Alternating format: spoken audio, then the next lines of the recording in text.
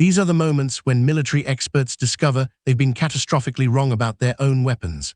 October 24, 1942, a small artillery piece that half the United States Marine Corps called a joke was about to rewrite the rules of jungle warfare in the most violent way possible.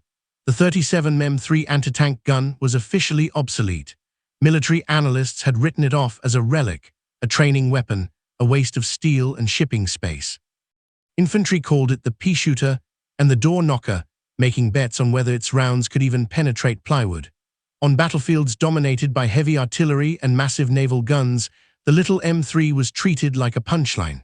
But as Sergeant Mitchell Page crouched in his foxhole on the rain-soaked ridge of Guadalcanal, running his hand over the cold steel breech of this supposedly useless weapon, he wasn't laughing.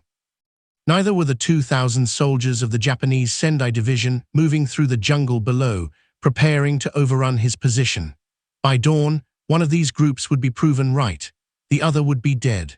The reputation of the 37 gun had been buried long before it reached the Pacific.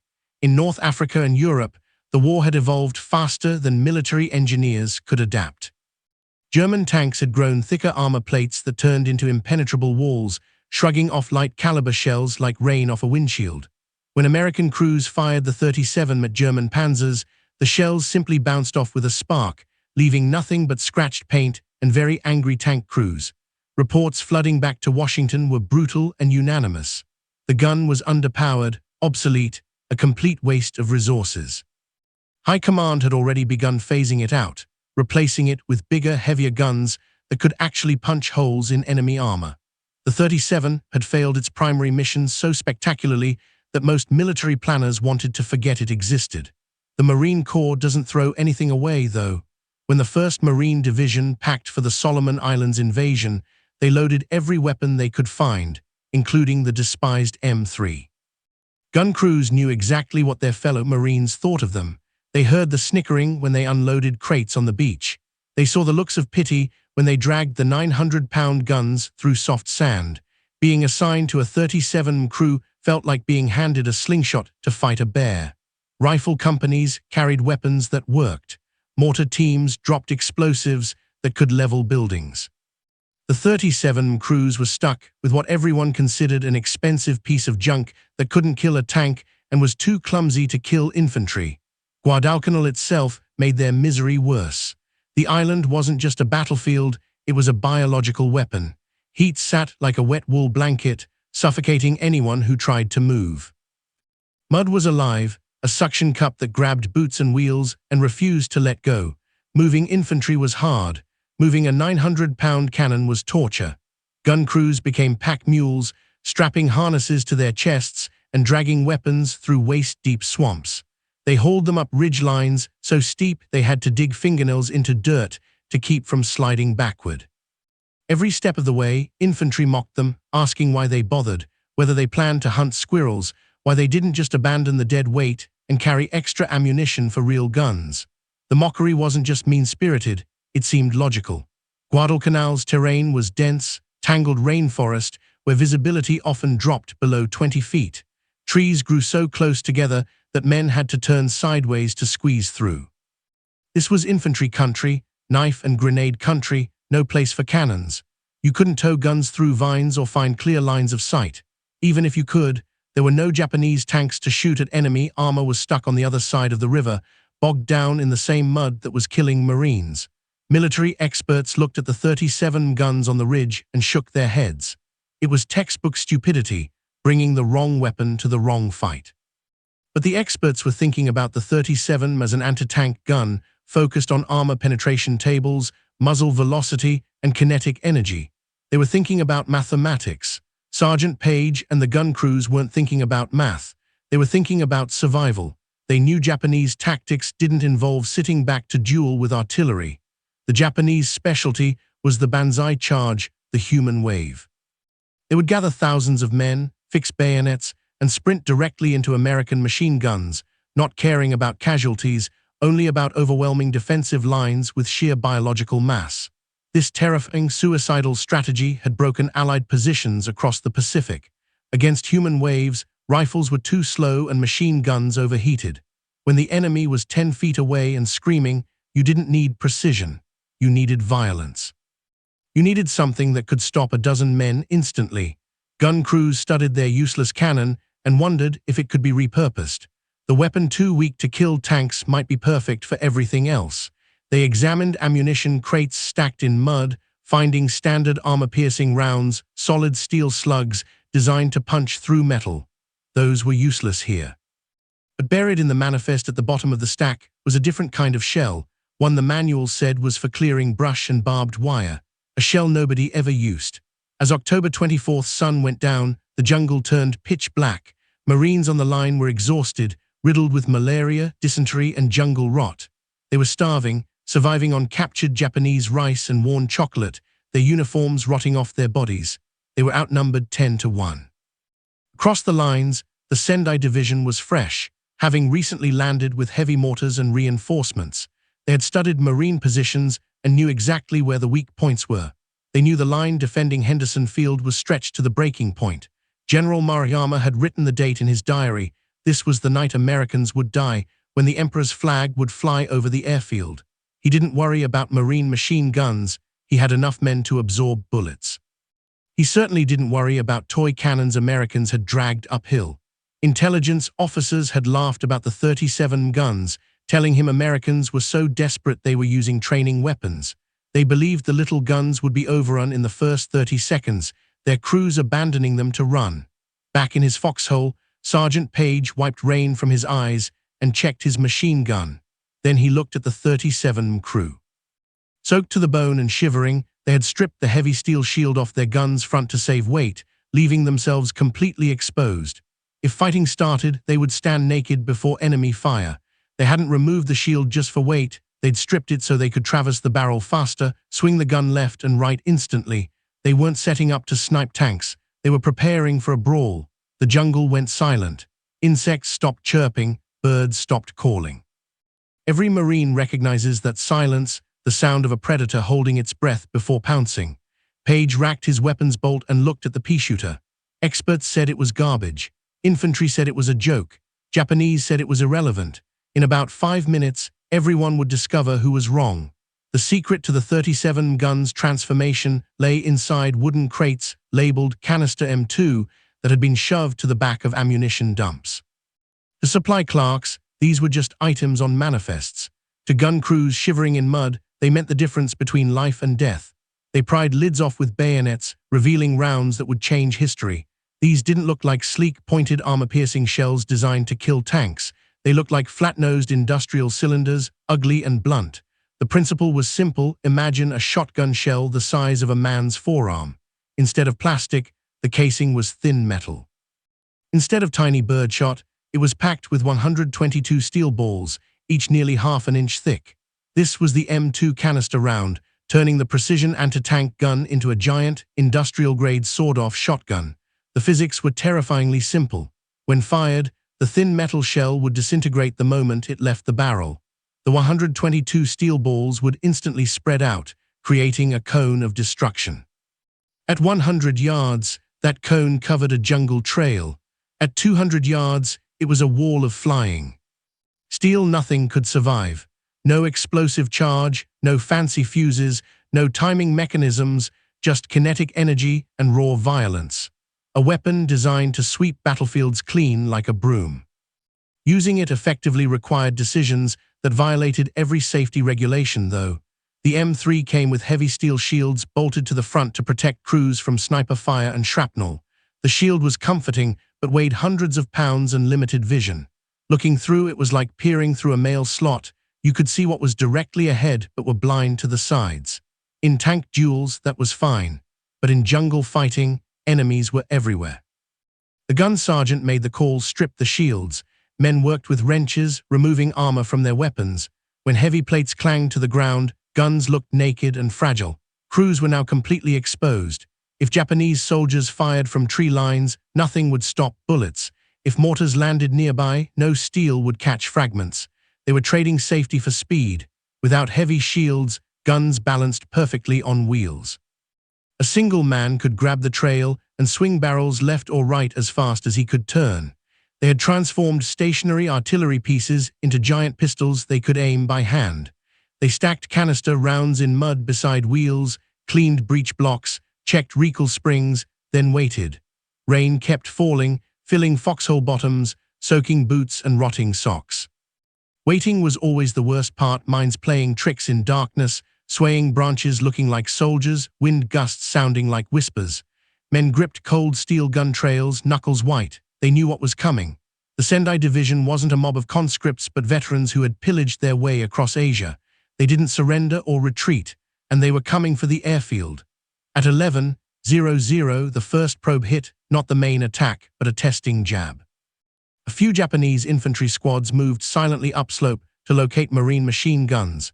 They wanted Americans to open fire, revealing positions so Japanese mortars could destroy them. A machine gunner on the left flank saw movement and squeezed his trigger. Tracers zipped into darkness. Japanese answered instantly with rifle cracks and a Nambu light machine gun from a tree stump. The ridge erupted in chaotic exchanges of green and red tracers. A group of Japanese soldiers broke cover, sprinting toward the line, screaming with fixed bayonets across slippery ground. They headed straight for the gap between machine gun nests, a blind spot automatic weapons couldn't cover. This was exactly what they'd trained for: exploit gaps, break lines, flank enemies. 50 yards away, then 40. They thought they'd found the weak point. They were wrong. The gunner on the number 137 gun didn't use sights or scopes. He looked over the open barrel, grabbed the traverse wheel, and swung the naked gun toward running shapes. He shouted commands. The loader slammed a canister round into the breech. The block slid home with heavy metallic clacking. The gunner stomped the firing pedal. The sound wasn't a sharp rifle crack or rhythmic machine gun thumping. It was a raw, a sudden concussive blast that shook water off nearby leaves. A 3-foot flame tongue erupted from the barrel, then physics took over. The canister shell disintegrated. The 122 steel balls screamed into darkness at 2,000 feet per second. They didn't hit a single target, they hit everything. The effect was immediate and horrifying. The group of Japanese soldiers simply vanished. 1 second they were sprinting, screaming men. The next second, the air where they'd stood was filled with shredded vegetation and mist. Steel balls tore through tall grass, cut through vines, ripped through bodies. It was as if an invisible giant had swatted the squad with a fly swatter. Screaming stopped instantly. The only sound left was the gun's echo and brass casings clanging against wheels as they ejected. Nearby Marines who had called the gun, a pea-shooter, stared into darkness.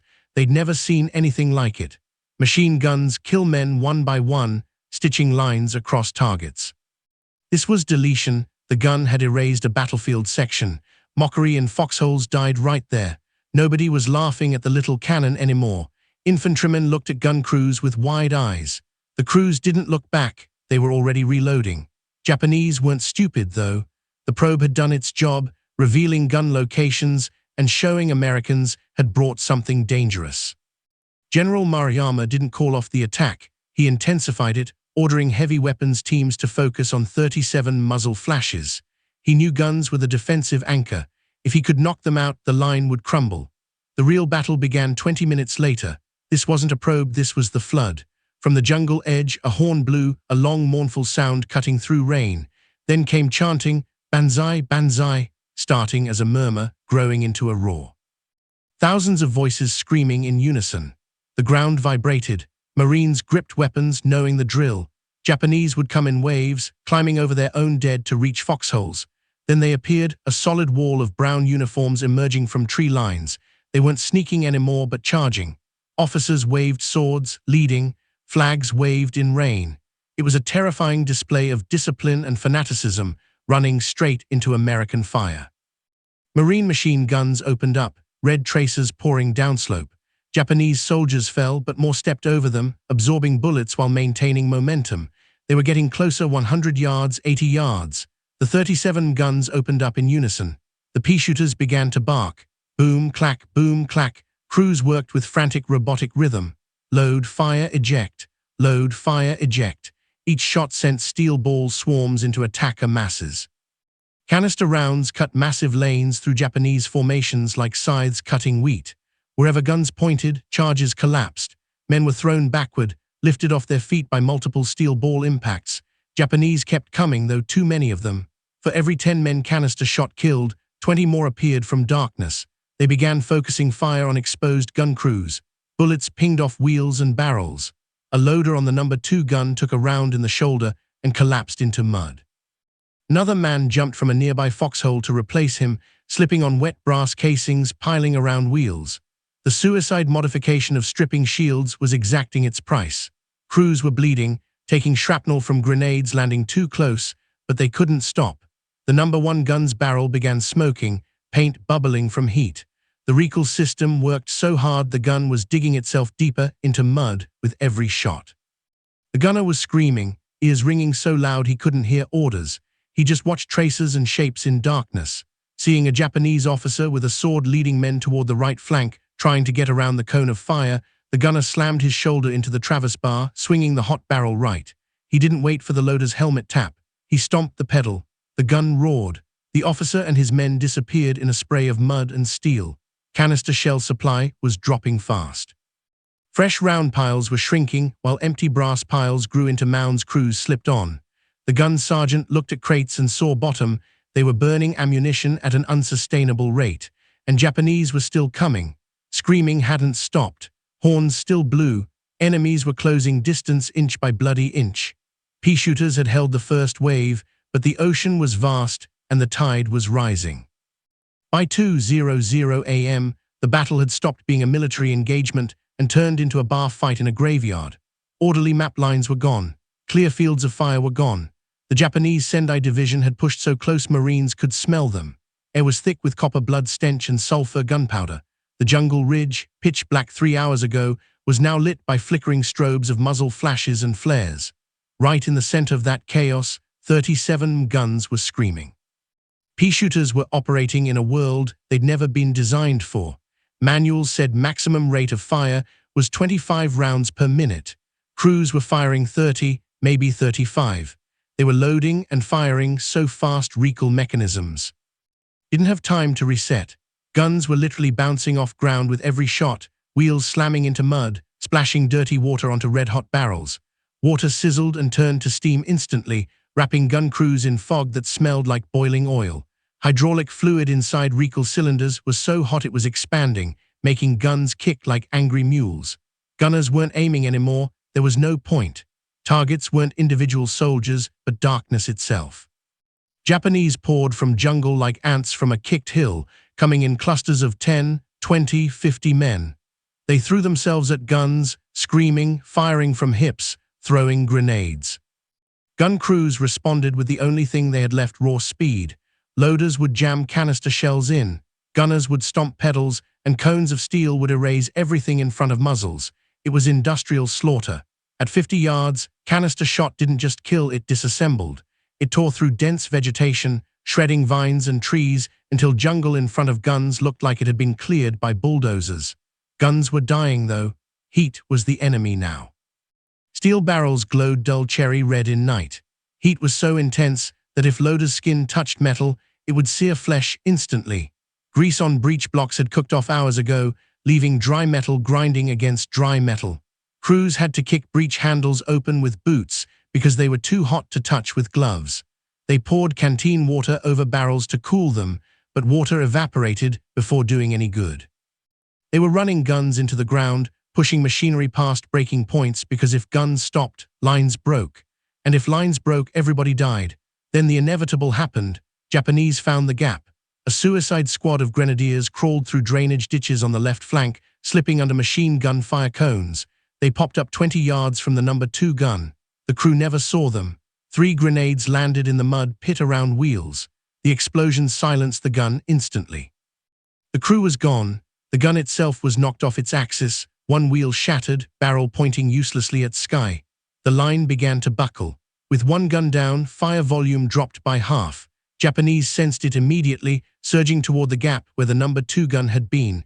They were screaming banzai so loud it drowned out engine roars from the airfield below. They were coming through wire. They were inside the perimeter. This was the moment battles are lost, when panic sets in, when men look at overwhelming odds and decide to run. Sergeant Mitchell Page did not run. He watched the number 2 gun go down and something inside him snapped. He wasn't just a sergeant anymore, but a force of nature. He grabbed his machine gun and ran, not away from the breach, but directly into it.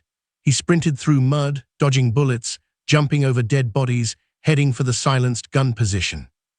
He reached the crater where his men had died. The gun was useless. Position was critical. If Japanese took this hole, they could roll up the entire Marine line from the side. Page realized he couldn't fix the 37 gun, but he could fill the silence it left behind. He set up his machine gun on the foxhole edge. Alone, no loader, no spotter, just a man and 30 pounds of steel. He opened fire. Japanese were 10 yards away, swarming over sandbags.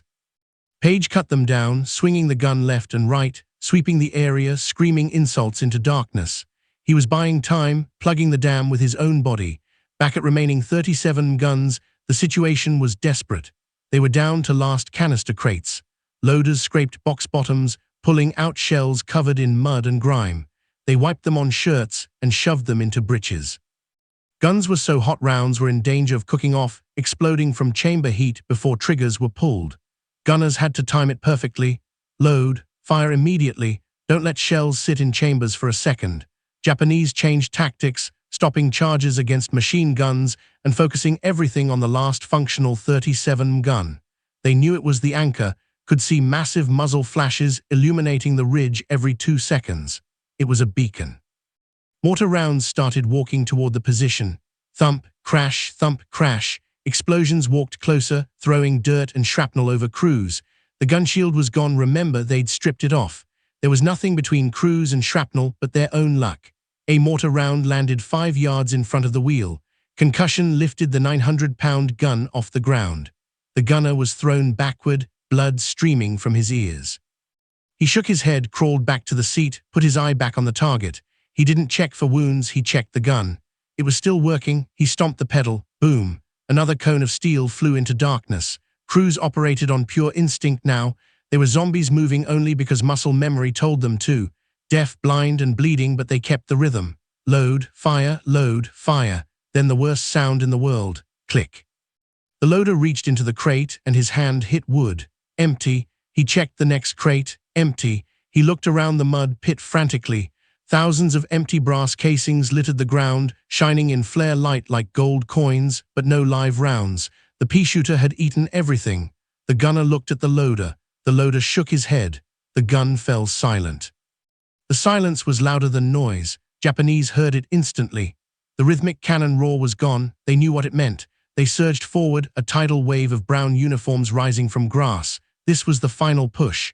They were going to overrun the position. They were going to kill everyone. Mitchell Page wasn't done, though. He saw the gun crew falter, saw ammo was gone. He didn't order retreat. He ordered a scavenge hunt. He screamed at men to check other pits, check the dead, check the mud.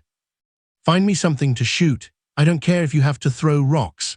A runner came sprinting back from the rear supply dump, sliding into the pit like a baseball player stealing home. He was carrying a crate. It wasn't canister, it was armor-piercing, the solid steel slugs designed for tanks. Crews looked at rounds with despair. You can't stop human waves with solid slugs. It's like trying to stop floods with needles. Slugs would hit one man, go right through him, and bury themselves in trees. They wouldn't stop charges. Load it, Page screamed. Load it now. The loader shoved the armor-piercing round into the breech. Japanese were 30 yards away. You could see their faces now, teeth bared, eyes wide. The gunner traversed the weapon. He didn't aim at the men. He aimed at the ground in front of them, at rocky soil right at their feet. He fired. The solid steel slug hit volcanic rock at 2,000 feet per second. It didn't bury itself, it shattered. The rock shattered. Impact turned ground itself into shrapnel. A spray of stone splinters and jagged rock fragments exploded upward, acting exactly like grenades. It wasn't as good as canister, but it was violent. The front row of Japanese charge went down, screaming, clutching legs and faces, shredded by the very island they were trying to conquer. Ricochet fire, the gunner yelled. Bank it off the ground. It was a desperation tactic, something you might do in pool halls, not wars, but it worked. Crews began firing solid slugs into hard ground in front of enemies, creating localized explosions of rock and dirt. They were literally throwing the island at Japanese. It was ugly, messy, but kept enemy heads down. It bought them seconds, and seconds were all they had left. The sky to the east began turning bruised purple. Dawn was coming. Japanese commanders knew their time was running out. Darkness was their ally, light their enemy. Once sun came up, American planes would launch from the airfield. Wildcats and cobras would strafe troops in the open. He had to take the ridge now. He ordered the final reserve, the last fresh troops, Imperial Guard. They came uphill in solid phalanxes, ignoring machine guns, ignoring rock shrapnel. They marched over their own dead. They were coming for the gun. Gun crews fired their last armor-piercing round. The breach clicked open. Empty, truly empty this time. Japanese were 20 feet away. The gunner stood up, grabbed the ramrod, a heavy steel pole used for cleaning barrels. The loader grabbed a shovel. They stood in front of their toy cannon. They weren't going to let enemies touch it. Then the jungle exploded, but not from the Japanese side. From the rear, noise like chainsaws ripping through canvas erupted. Fresh machine guns. Reserves infantry companies held in the rear had finally fought their way up the ridge. They crashed into lines, filling gaps, throwing grenades, firing rifles. It was chaotic, swirling melees of hand-to-hand combat. Marines swinging rifle butts, Japanese swinging swords, men wrestling in mud.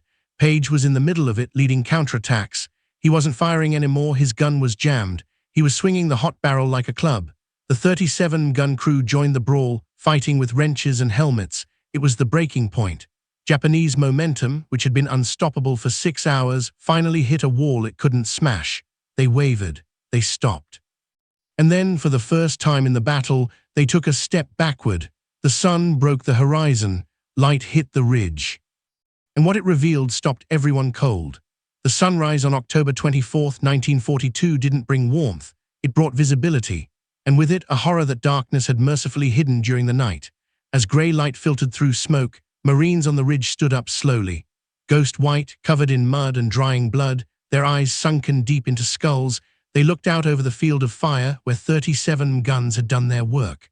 What they saw stopped breath in their throats. The jungle was gone. Thick, tangled rainforest that had stood yesterday was simply erased. In front of gun positions for 200 yards, trees had been stripped of bark, branches shredded into toothpicks. Tall kunai grass had been mowed down to mud. It looked less like a battlefield than aftermath of a Category 5 hurricane. The ground itself told the story, though. The ridge was carpeted with wreckage of the Sendai Division. Bodies were piled 3 and 4 deep in front of gun muzzles, stacked like cordwood in ravines. Official body counts would later be staggering. Over 2,000 Japanese soldiers lay dead in front of the thin Marine line. It wasn't just the number, it was proximity.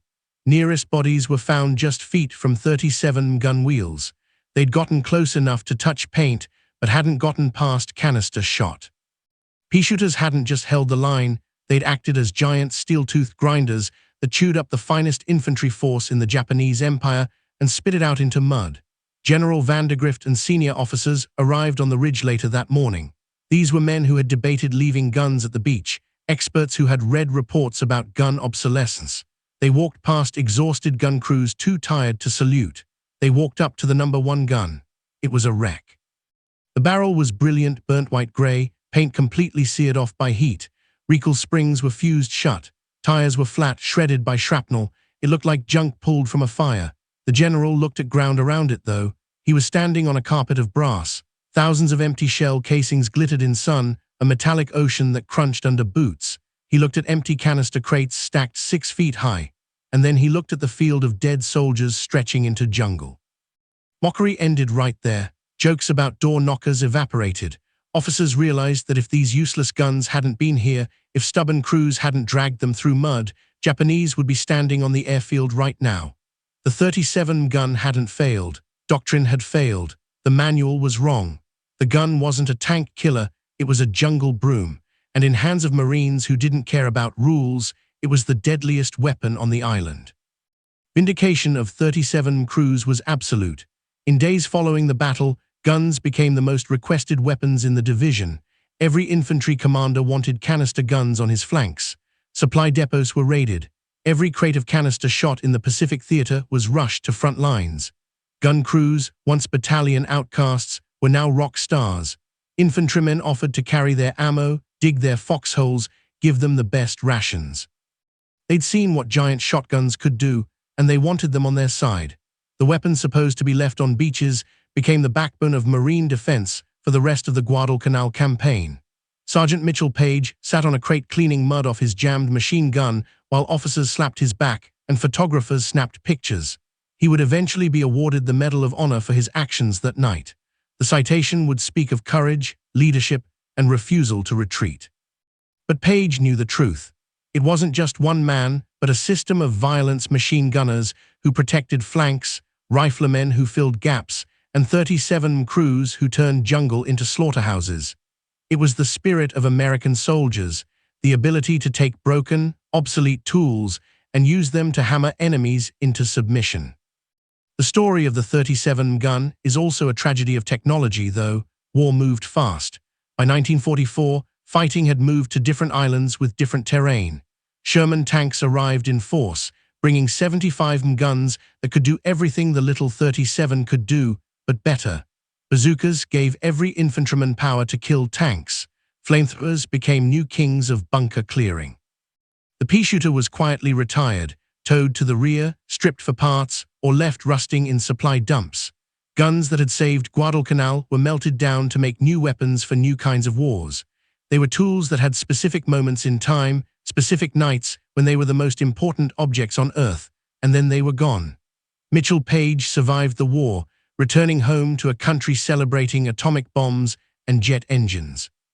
The gritty, close quarters, desperate fighting of 1942 felt like ancient history. Page lived a long life, passing away in 2003. He wrote books, gave speeches, and wore his Medal of Honor with pride. But in quiet moments, he always went back to that ridge, back to rain and cordite smells. He remembered sounds of canister shells tearing through darkness. He remembered faces of gun crews kids from Iowa and Brooklyn who stood behind toy cannons and held back the tide. We tell this story because it's easy to forget hardware that didn't make magazine covers. We remember B-29 superfortresses, aircraft carriers, and atomic bombs, but we forget the 37 MEM-3. We forget the pea-shooter. It wasn't glamorous or high-tech. It was an underdog weapon for an underdog fight. On one rainy night in the Solomon Islands, though, it was the difference between victory and defeat. It proved that in war, there's no such thing as useless weapons, only lack of imagination. It proved that experts in air-conditioned offices don't always know what works in mud. And it proved that when you back Marines into corners and take away their options, they'll figure out ways to kill you with whatever they have left. If you go to military museums today, you might see a 37 gun sitting in corners. It looks small, wheels look flimsy, barrels look too thin to be dangerous. Most people walk right past it to look at big tanks or fighter jets. Now you know better, though. Now you know this little piece of steel once held the fate of the Pacific War on its axle. You know it earned its place in history not by doing what it was designed to do, but by doing what it had to do. So the next time someone tells you a tool is obsolete, that a plan is stupid, that you don't have the right equipment to succeed, remember Mitchell Page. Remember gun crews of the 7th Marines. Remember the pea-shooter that wiped out a regiment. Sometimes experts are wrong. Sometimes old ways are best ways. And sometimes all you need to win is a little cannon, a crate of shotgun shells, and courage to stand your ground when the whole world is screaming at you to run.